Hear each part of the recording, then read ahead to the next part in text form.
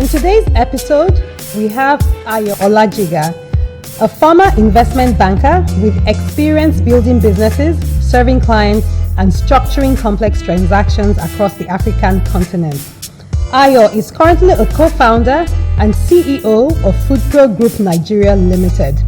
FoodPro is the largest indigenously owned and managed cashew nut processing company in Nigeria and has been processing cashews since 2013. Interviewing him on this episode, we have Hakeem Jimo.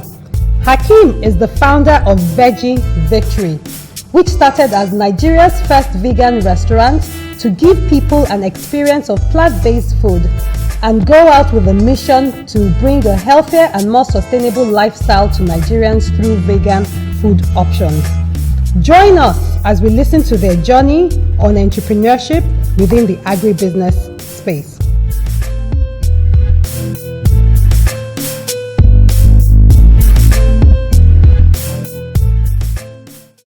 Welcome, and today we have Mr. Ayo Olajiga, the CEO of FoodPro, and we're happy to have this conversation here for Faith Foundation. Welcome. Thank you.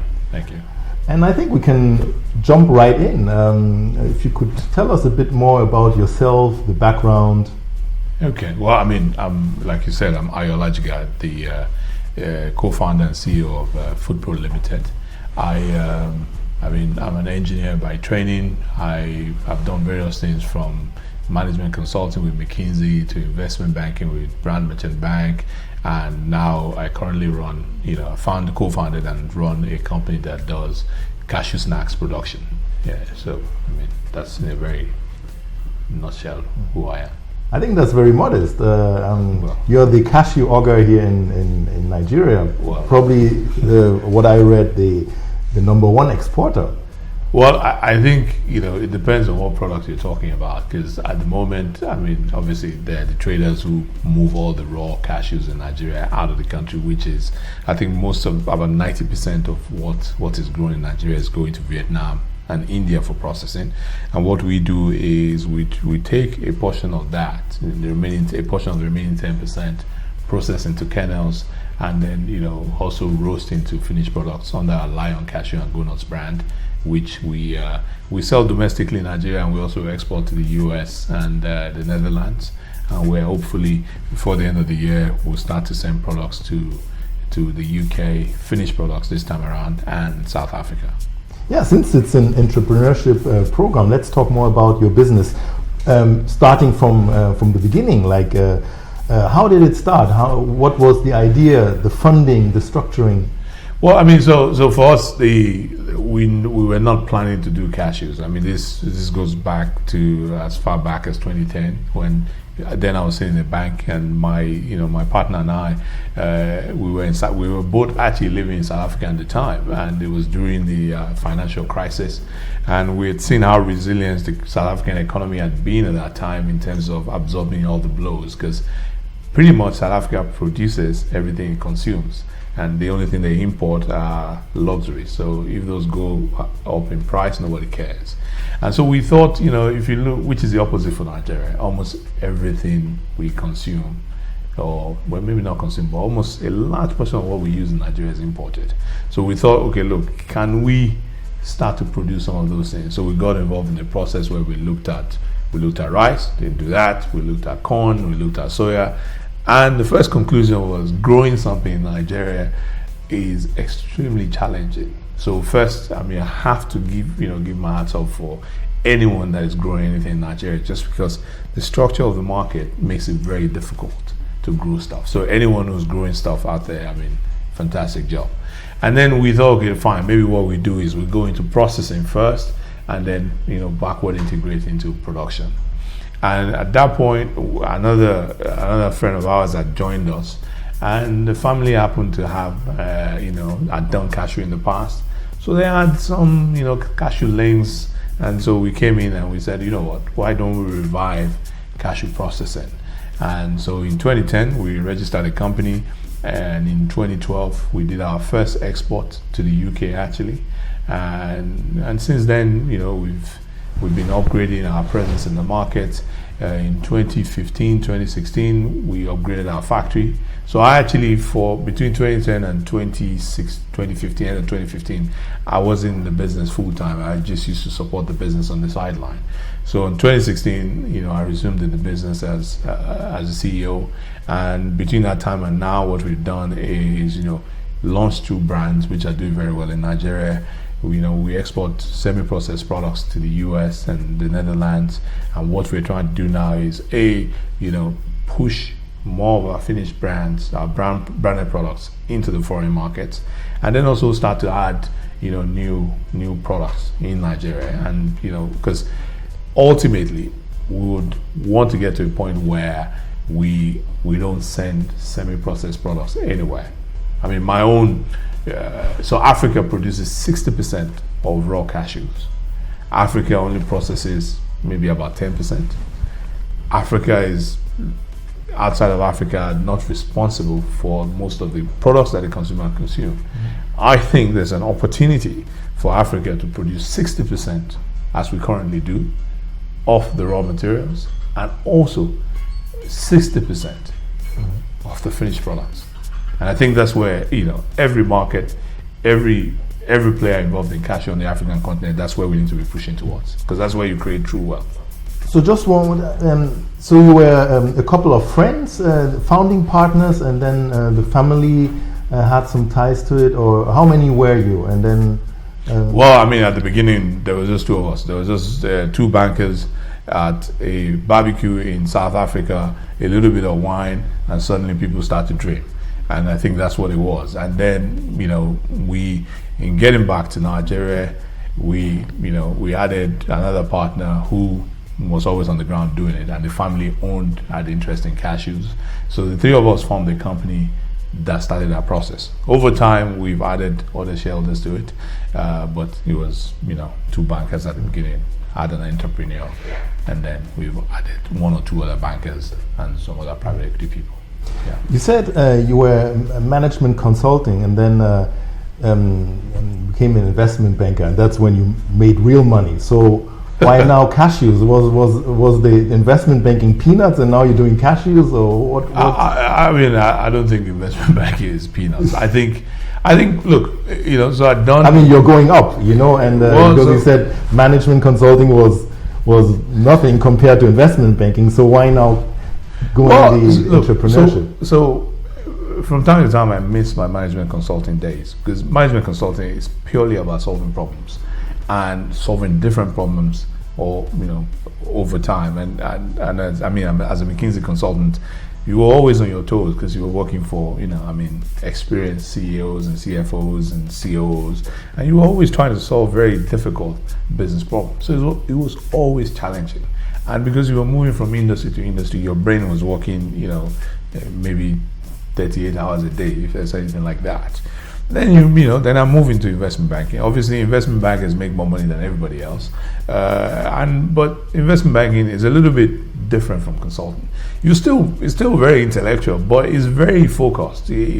Once you've had a good investment banking year, the problems you encounter remain the same through the period. And I spent about 10 years with Rand Merchant Bank. It was a lot more interesting because in that period I had to move to Nigeria, start a rep office for First Rand, ultimately register an investment bank or merchant bank for First Rand, which is Rand Merchant Bank Nigeria. So it was very interesting. And then then this challenge of, look, we've had this investment in cashews. What do we do with it? Because to take it to the next level, you needed to inject capital, and that's both financial capital and human capital. And between you and I, we tried to recruit a CEO for the business. We couldn't find. Because it was just very difficult to find a professional manager who would grow a business. It's not what they do. They take over an existing business, and then maybe they help you increase it 20% year on year, but they're not interested in, we have to register the business, we have to fight through the growing pains. That's not what a professional manager does. And then I thought, okay, look, maybe this is a challenge I should take on. It's or maybe in future at some point the reward will come to justify. Yeah, that's what I was a bit curious. Stepping away from investment banking, but it hasn't shown up yet. You had a model career. You were a successful management consultant. Then you even topped it, making good money in even more in investment banking. I mean, you had it all. Why is it now that money-wise you saw even further greener pastures in entrepreneurship, or was it more like, oh, I have made enough, I'm giving back to the society, I want to help Nigeria? Why that step now? Well, look, here's the thing. If you pick up one of our products, especially the Go Nuts 100 grams, you can read the story of one of my counters when I was in the factory with one of the workers, which cemented some of the things I wanted to do. I think entrepreneurship gives you a few things. It's that maybe when you read the American stories, a lot of money, and maybe a lot of money will come. I definitely hope it comes. But first of all, entrepreneurship gives you freedom on your time, because some of the things I find myself doing these days, I couldn't do it when I was in the bank because I didn't own my time. My time was owned by the bank, which and it depends on what you're called to do, where you're called to do it, and that's how we're going to do. But now I can structure my time to say, you know what, I want to. This is what I want to do. This is how I want to do it. This when I want to do it, and that freedom is very important. Yeah, I mean, at least for me, is crucial. The second thing is, when you look at Nigeria and you look at Africa at large, right? Africa needs businesses. Africa needs to create wealth. Africa needs to solve problems. Those problems are only going to be solved by businesses. They're going to be solved by entrepreneurs who look at an idea and say, you know what, I want to take on this idea and I want to eliminate this problem. I want to improve people's lives. Of course, my advice and my wish for every entrepreneur is you must make sure you do it profitably. Otherwise, it becomes a very soul destroying exercise. Because ultimately, businesses exist to make profit. So, and if there's any entrepreneur watching or listening, let's not get too romantic about, I'm helping people but I'm losing money. It means that you can only help people for a short while. But if you're helping people and making profit, then you can help people for a long time. And for me, entrepreneurship allows me, that freedom, allows me to think widely and also to solve problems. It's almost like being back in my McKinsey days. It's only now, my client is Nigeria and the African continent. And I think 400 people are working with you. Yes, I mean, we, at the peak of the season, we have, about 400 people, about 90% women. And, sometimes, when you see what some of these people go through to get to work, you start to ask yourself, when you complain, like, I didn't get, I didn't get, to work on time because there was traffic somewhere, or some of these things we complain about, which when you put it side by side by the challenges that the women that work with us face, make you look like a really ungrateful human being, because there was one of the women that I dealt with who worked, I think she used to walk 2 to 2.5 miles to get to work. And I used to be like, okay, so that's like exercise, right? Like real exercise. But you're not doing this exercise because you want to stay fit. You're doing this exercise because you want to survive.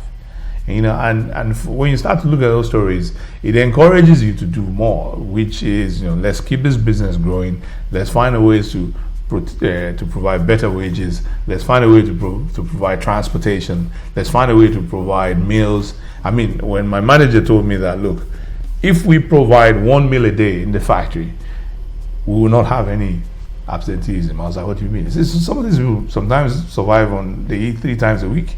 I'm like, what do you mean people eat 3 times a week? But that's what happens. Those are the realities in our society. And I think, I know everybody's saying the government must do X, the government must do Y. Yes, they must do what they must do. It's only entrepreneurs creating successful businesses that will solve a lot of these problems. Just one more time. So when I'm just seeing this picture, you in South Africa with your friend, some wine, and then you said, "How much money are we putting down? You $1 million, I'm $1 million," and then and then where did it start? And then do you needed a factory, regulatory things, or how did it come together? So with food, I mean, the first thing is, even though we did it the other way around a little bit, the first thing you need to figure out, any business you're doing, is if we're to do it again, it's about market access. But what we did was, first of all, okay, fine, let's do the research about cashews. One of our partners spent some time with a manufacturer of equipment in Vietnam. The three of us then attended the African Cashew Alliance, just trying to understand what the numbers are, and then after a period of time, we registered the business. We then put additional investment to retool the existing factory.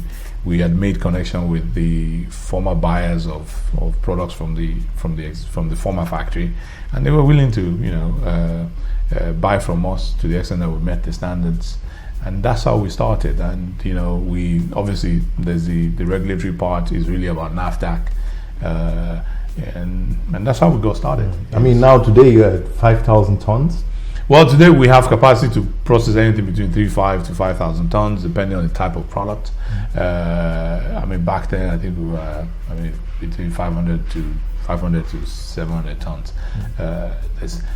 So we've expanded our capacity from a volume perspective.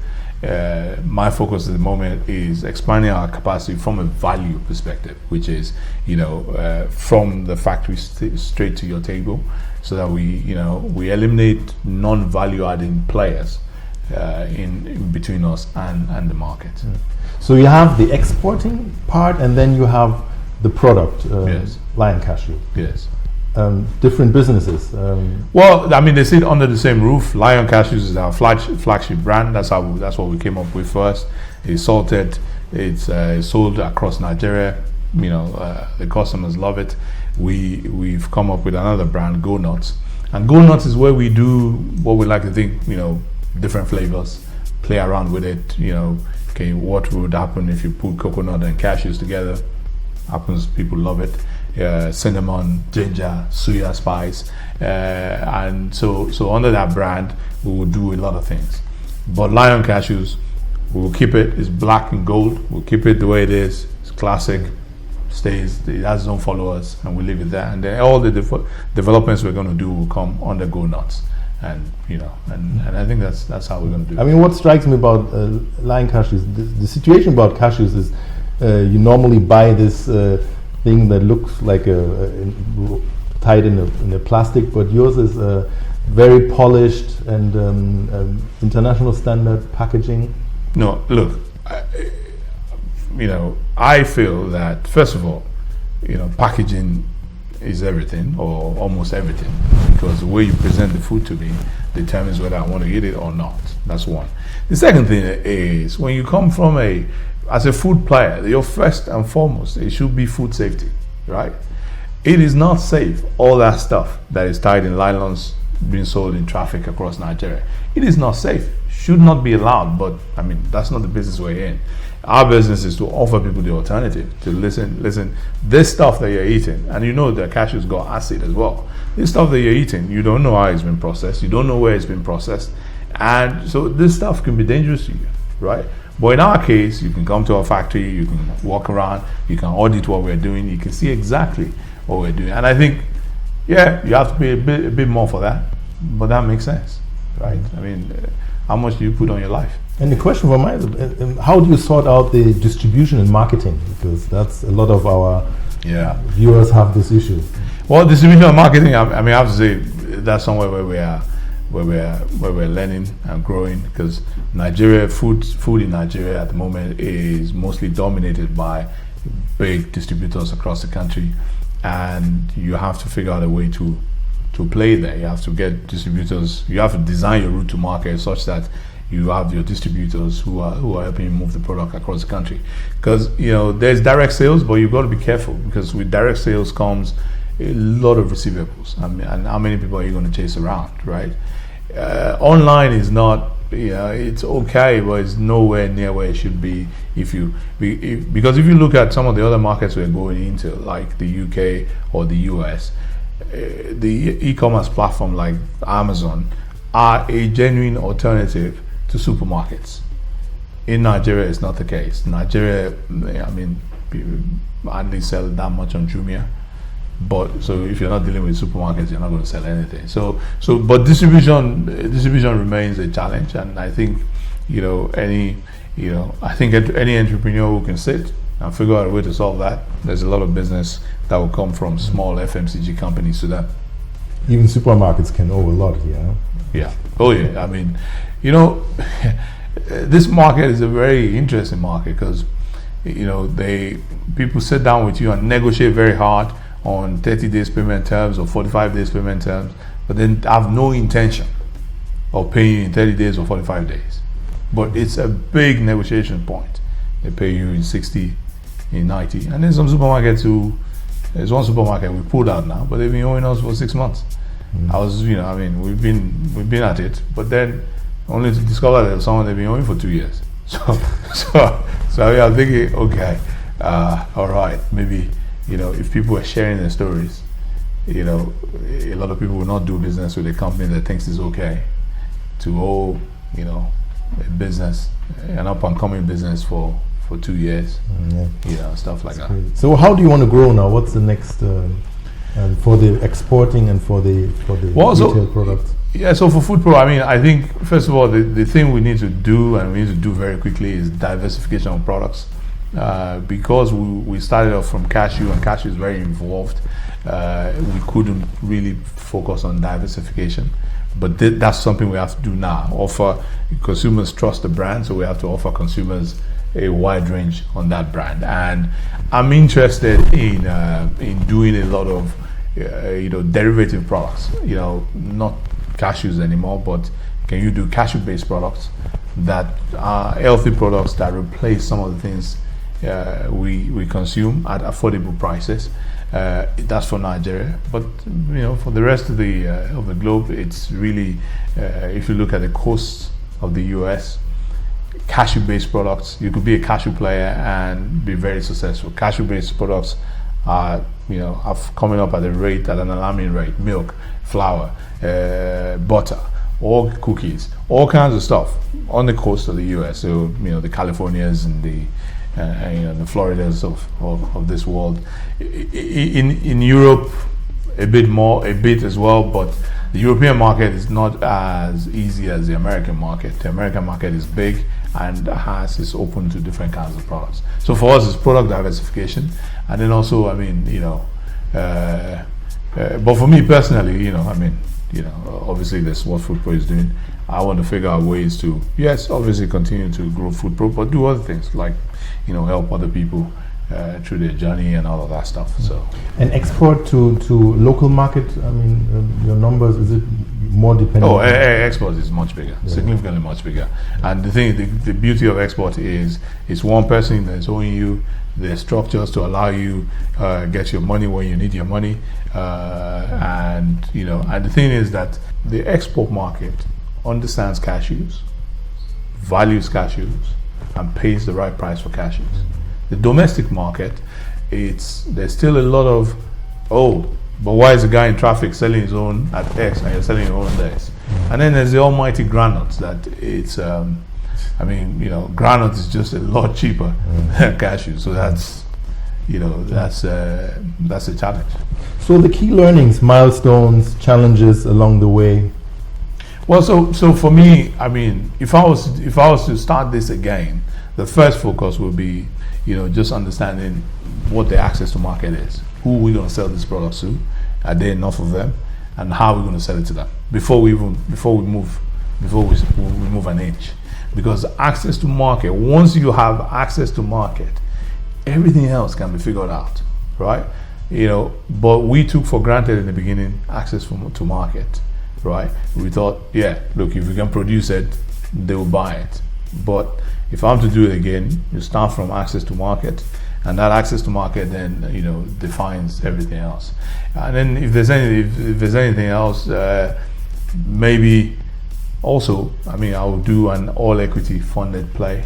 So I wouldn't take any bank facilities at the beginning until you've gotten to a point where your cash flows are very stable, everything can be defined, because if you introduce banks or lenders into the case very early, then they can be very disruptive.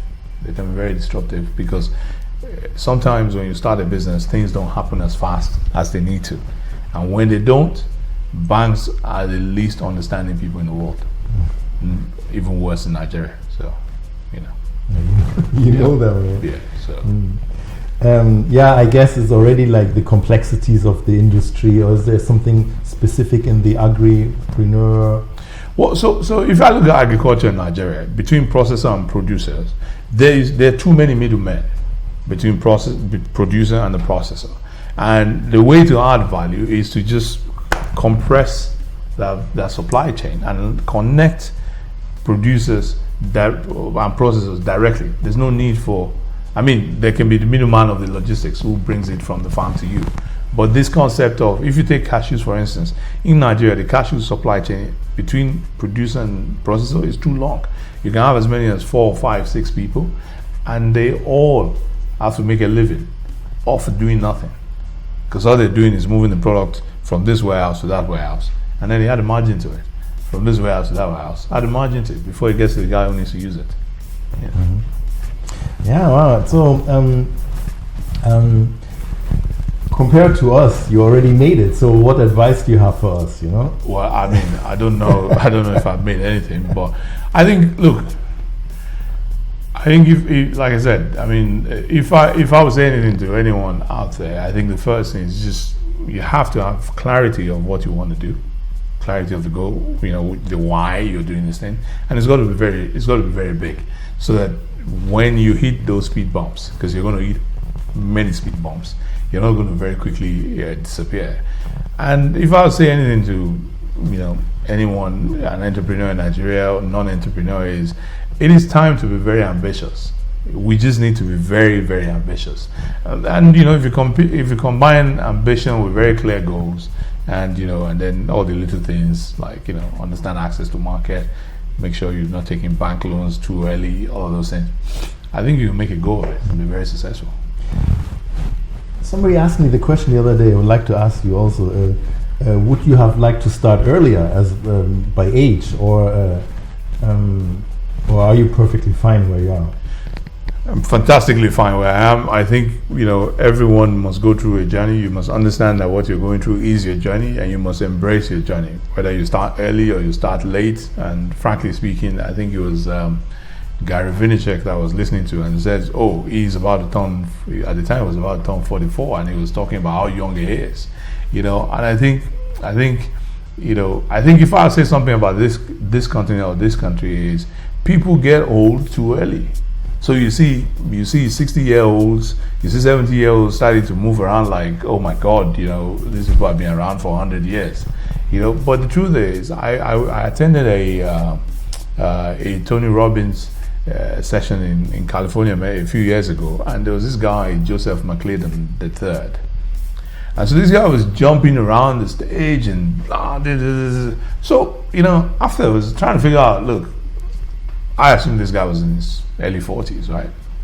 So when the guy told us it was his 60s, I started thinking about all the 60-year-olds I know in Nigeria who look like, and I realized that, it's really a function of how you treat yourself and how you see yourself. It's if you treat your body properly, right? If you treat your mind properly,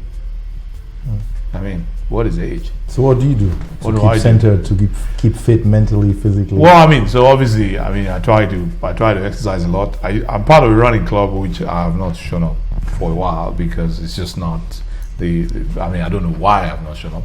But I try to do about 30 minutes of exercise, intense exercise in the morning. I think also the eating part is a little bit of a challenge. I'm trying to sort that out as well. And then I read a lot. And then I also try to bend reality to fit what I want. So, and what I mean by that is, I figure out a way to interpret every situation in a positive manner. And a lot of that I learned from very difficult challenges that I go through. You go through a challenge, and then you realize the only reason why you suffer through that challenge was your mindset, the way you looked at it, right? If you just change the way you look at everything, you don't have to suffer, because suffering is really a function of how you've interpreted the situation. And I mean, I can say this now because I'm looking back at 2018 and some parts of 2019, and I look at things that I felt really bad about, and I realized that I just suffered through those things unnecessarily. My suffering through it didn't change the situation. So what was the point of suffering? Why not just, okay, this is this, now this is what I'm going to do, and keep a very positive mindset. And it's important to realize that whoever you are enough, right? Whoever you are enough, and once you understand that, then the rest is you must just go through.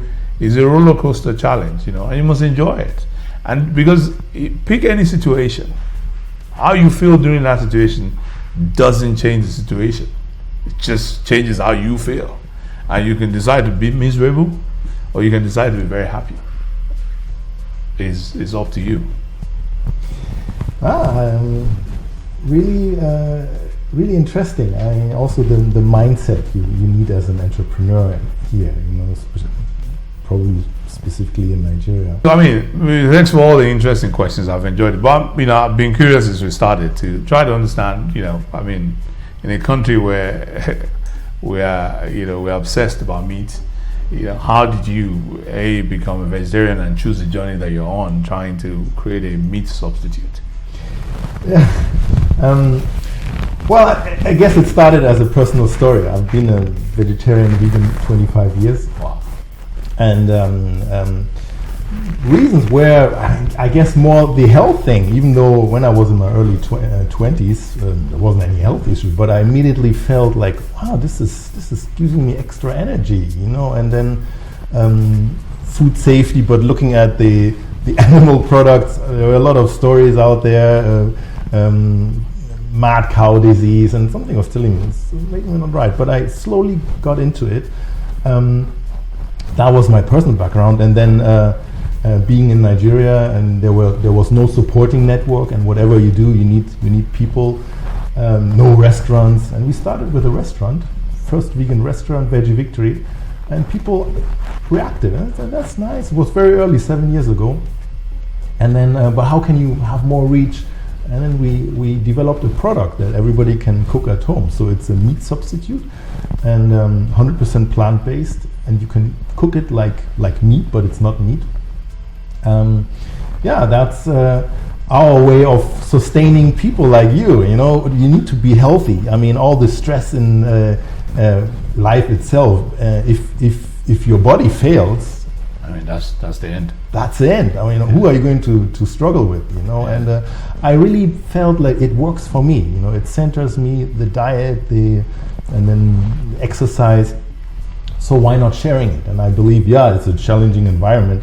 Everybody wants to eat meat, but I don't believe it's really good. At least now just reduce it a bit, and then you don't need to suffer while you're not eating meat. But you can really have your asu, your nkwobi, but And you make all those without the guilt feeling. With plant-based, so asu and all of that stuff. 100% plant-based. So there's no animal fats, no cholesterol. And it has the texture. It's about the texture. There's globally meat substitute industry is growing, also because of climate considerations. In Africa, it's mostly health. Individual, we're looking at health because people are making the connections. But also, climate, animal rights, a lot of factors come in. And we are in a growing population here, massively growing. How are we going to feed? We're already struggling feeding 200 million. So what about 400 million in 20 years? We have a severe protein deficiency in Africa. We need protein from everywhere, and it cannot come from the way we do cattle or import frozen chicken. We need solutions on the ground. Right? And from a business perspective, I mean, how have you found growing your business? Because again, it's like going to people who live in the middle of cattle and saying, listen, you will no longer eat meat. You eat something that tastes like meat. It's almost like meat, but it's not meat. I mean, how have you found the take up on that? Yeah, of course, it's very unique and very early. People always thought, it's crazy, meat substitutes, vegan, who wants to be vegan, But I looked at global trends and some things are changing. People want to go for a healthier lifestyle. I think there's a paradigm shift. We have celebrities now going vegan, Beyonce, Kevin Hart, and everybody wants to live forever and not with blood pressure by the age of 40 or something. Yeah. So they are realizing you need to exercise. Exercise is one big thing, but diet, exercise without the right diet won't get you very far. So I knew that we are getting there. Also the products I'm seeing, like your product, really good quality things. I eat cashews much more than groundnuts. You see that shift, and for me, meat substitute is just another step. Step in that quite direction. Bold, I admit. People still think it's in Africa, but I have a German background. I saw the same thing in Germany 30 years ago. Everybody was, vegan, vegetarian, but now it's like it's everywhere. So what's the growth plan? I mean, is it a lot of restaurants, or is it going to be just are you going to be producing products which you put in supermarkets, or we have the same challenges, marketing, distribution, behavior change, key things, it needs money. Somebody told me, an investor, behavior change, man, is expensive, because you need to educate people. Yeah. It's all in your mind. So for us, it's quite, we have one way is you need to eat it. Otherwise, like, you are still skeptical about it, when we had the discussion before. Yeah. You need to eat it. Once you eat it, it's you have an idea what it is, and then all the prejudices. So we know we need to get our product into people's mouth, and then but literally the distribution channels is how do I get my product to Benue? It's not easy. We are in Spa, but Spa has 16 branches. It's not like America, where you go to make a deal with Walmart and then next week you're in 20,000. I mean, you said it perfectly. Whoever breaks that distribution thing, yes. Dangote will be small compared to that, No, I agree. I think most small businesses are battling through that, and the community is suffering for that, because there's a lot of good products that are not getting out there just because no one knows what it is. They don't have enough money to do marketing, and talkers, they can't invest in distribution, because everybody building their own distribution doesn't really work. It's not efficient. I mean, No. So that's what we are in, but definitely multiplicators like we're talking now to restaurant chains. Right. But you need to always do they ask us, do customers already want that? So it's a bit. I think something you should definitely consider is fast food, veggie fast foods, because if we can get to, because increasingly when you look at most people, they're always on the move, and these days I make a conscious effort to try to sit down and have a meal somewhere, but oftentimes you're trying to grab something and go. So but thanks, I definitely will try the product. Yeah, come to our restaurant, everybody. Who knows, maybe I'll become a vegetarian. So, Mr. Ayo, thank you very much for this very interesting conversation, and I benefited already a lot, and I hope our viewers and Faith Foundation community. So, of course, I wish you still the best for the cashew business, because that's big, and I hope we see soon again. No, thank you very much. Thank you for having me. Yes. Thank you. Thank you for watching this episode of Journeys in Entrepreneurship. This interview was recorded on the 14th of November 2019 at the Millennium Apartments, Lekki, Lagos. We look forward to hearing about your feedback and aha moments in the comment section below. Remember to join the live conversations right after this premiere. Subscribe to our YouTube channel to get further notifications when a new episode drops, and definitely join us next week Friday for a new episode. Thank you.